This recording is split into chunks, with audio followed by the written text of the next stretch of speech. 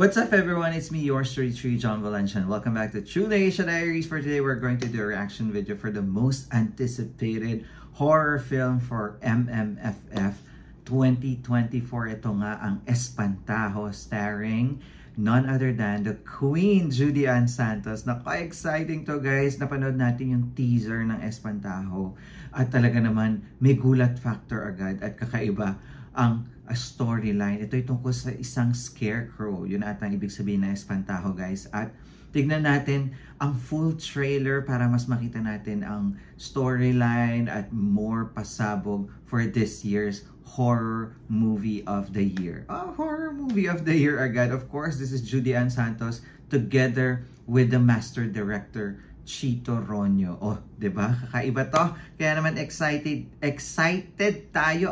Excited tayo for today. At syempre kung excited kayo guys, don't forget to like our video and also subscribe to Truly Asia Diaries. So what are we waiting for? Let's go check this out. All right, we are playing 3, 2, 1, and go. Here's my wala. Umpisa. Ay, may pa ganun. Parang Hollywood na ngayon yung mga pa-trailer. No? May pa-teaser muna, tapos trailer ulit. Grabe, umpisa pa lang yun ha. Iba ang sound effect. Full volume on. Quantum Films pala to. 20 years. Cynical production. Purple Bunny. Yung production natin na Juday. Ito nga yung sa teaser. May nilibing. Dito rin Lorna Tolentino. Ay! Maawaing Jesus ko, lingapin mo ng mahabaging mong mga mata ang kaluluwa ni Pablo. Kaawaan at patawain ang kaluluwa ni Pablo. Sino ba si Pablo? Charit.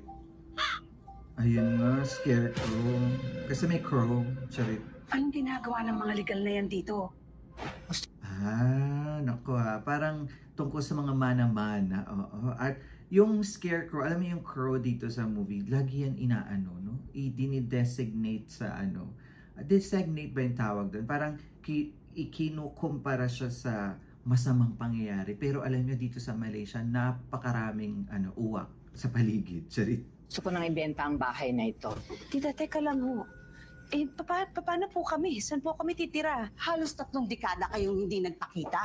Nung magkasakit si Pabling, hindi dumalaw ang mga anak mo. Ang pinag-uusapan natin dito ay ang karapatan ko bilang ina at ang karapatan ng mga anak ko. Anak rin po ako. Sampid ka lang dito. Huwag mong matawag-tawag na sampid ang anak ko! Magnanay pala dito si Lorna Tolentino at Judy Ann. Sila ang pangalawang pamilya at sila Chanda Romero ang legal na pamilya. Nako, in fairness horror to pero iba ang actingan na to guys. Parang intense acting. May nagbatuhan na.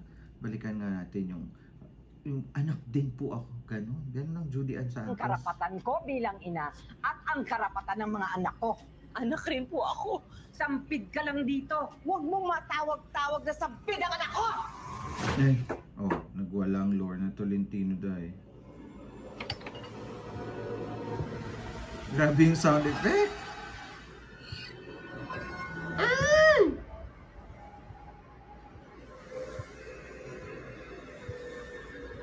Grabe yung camera angles. Oh my God. Best nakapasok sa bahay na to. Hold on guys, grabe yung sound effect plus the camera angle. Grabe pang Hollywood. Belba Revelare Verum. Ay. Tulungan niyo ako! Pinamumugaran na ng kademonyo ang bakit na ito dahil sa'yo! Grabe guys, nakakagulat. Kailangang mamatay ang nagdala ng peste. Parang peste? Judy Ann Santos. Lorna Tolentino. Chanda Romero. Janice ang dami. Stars natin. Eugene Domingo bilang Ed Kaluwag. Charit. Tingnan mo.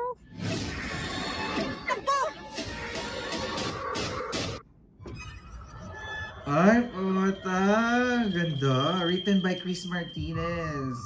December 25. There you have it, guys. That is the official trailer of Espantajo, an official entry to the Metro Manila Film Festival, starring Judy Ann Santos, directed by Chito Ronyo. Oh my God, ang ganda ng storyline, ha. In fairness, hindi lang siya basta scarecrow pala yung ano. Meron siyang mas malalim pang storyline, which is about a legal family at yung pangalawang pamilya. Tapos may pamana, ganyan, at labanan ng karapatan. Ako, bukod ata sa horror, may intense acting tayo nga abangan. At grabe, I just want to commend the sound effect, the sound engineering. Ang ganda. Alam mo yung kabog ng dibdib. Plus, the jump scare, hindi ko siya masyadong nakita, pero merong mga pasilip. No? Parang inaano nila, nire-reserve nila na dapat sa sinihan mo ito mapanood. Dahil iba ang jump scare kapag nasa sinihan. And of course, nakita naman natin from the effects, the production, saka the storyline, mukhang